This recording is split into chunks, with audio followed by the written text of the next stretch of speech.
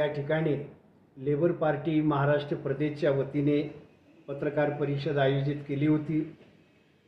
आजच आम्ही सोलापूरचे लोकप्रिय पोलीस आयुक्त यांना निवेदन सादर केलेलं आहे। कारण सोलापूर लोकसभा मतदारसंघातील उमेदवार राम सातपुते जे भारतीय जनता पक्षाचे उमेदवार आहेत, त्यांनी मुस्लिमांच्या विरुद्ध अशब्द वापरलेले आहेत, मुस्लिम समाजाचा अवमान केलेला आहे। त्याचबरोबर न्यायालयाने सुतळी बॉम्ब प्रकरणात जे आरोपींना निर्दोष करून सम्मान केलेला आहे, अशा मुस्लिम समाजाच्या लोकांविरुद्ध वादग्रस्त वक्तव्य करून न्यायालयाचा अवमान केलेला आहे। वास्तविक पाहता सोलापूर लोकसभा मतदारसंघ हा राखीव मतदारसंघ आहे। या मतदारसंघात मुस्लिम उमेदवार नाही आणि त्याचा मुस्लिम समाजाशी काहीही संबंध नसताना राम सातपुते यांनी केलेलं वक्तव्य हे गंभीर स्वरूपाचं आहे। या संदर्भात आम्ही निर्दोष ठरलेले जे लोक आहेत त्यांच्याकडनं न्यायालयाच्या कागदपत्र आणि त्याचबरोबर इतर कागदपत्र पुरावे जमा केलेले आहेत। हे मतदान झाल्यानंतर मुंबई उच्च न्यायालयामध्ये राम सातपुते यांच्या विरुद्ध जनहित याचिका दाखल करणार आहोत। आणि कायद्याची खुट्टी हे उलटी असते। जाताना मस्क्यासारखं जाती, निघताना मांस पिशा घेऊन निघती। याची कल्पना राम सातपुतेला नसेल ती आम्ही त्यांना कायद्याचा झटका देऊन दाखवून देऊ।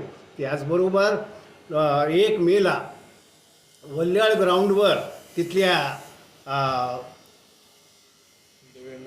देवेंद्र राजेश कोटे या माजी नगरसेवकाने, या तरुणाने त्या ठिकाणी मुस्लिम समाजाचा काही संबंध नसताना मुस्लिम समाजावांना अपशब्द वापरले, त्यांचा अवमान केला। त्याचबरोबर शास्त्रीनगर आणि नई जिंदगी हा जो भाग आहे हा मुस्लिम बहुसंख्य भाग आहे। या ठिकाणी सुद्धा बांगलादेशीचे जहादी 50,000 ते घुसलेले आहेत आणि सत्य आल्यानंतर यांना ठेचून काढण्याच्या संदर्भात अशा अनेक त्यांनी वादग्रस्त विधान केलेलं आहे।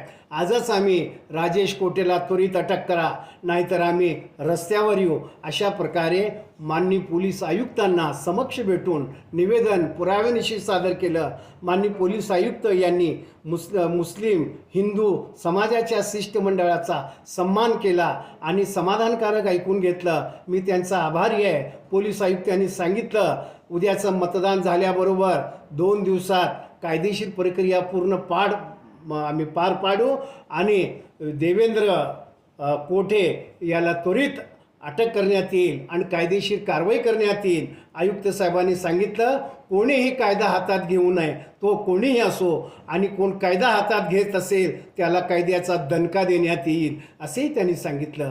त्याबद्दल या ठिकाणी मी एवढंच सांगू इच्छितो, कुठलाही समाज असो त्या कोणीही कुठल्याही समाजावर वैयक्तिक स्वरूपाची टीका करू नये आणि असं जर झालं तर भारतीय समाज पेटून उठावं आणि त्याला विरोध करावं आणि या मोदी सरकारच्या भारतीय जनता पक्षाला मूठ माती द्यावी, अशा प्रकारे या ठिकाणी मी माझं मत व्यक्त करतो। आपल्या शहरातील ताज्या घडामोडी पाहण्यासाठी हल्ला बोल भारत न्यूजला सबस्क्राईब करा आणि बेल आयकॉन प्रेस करा।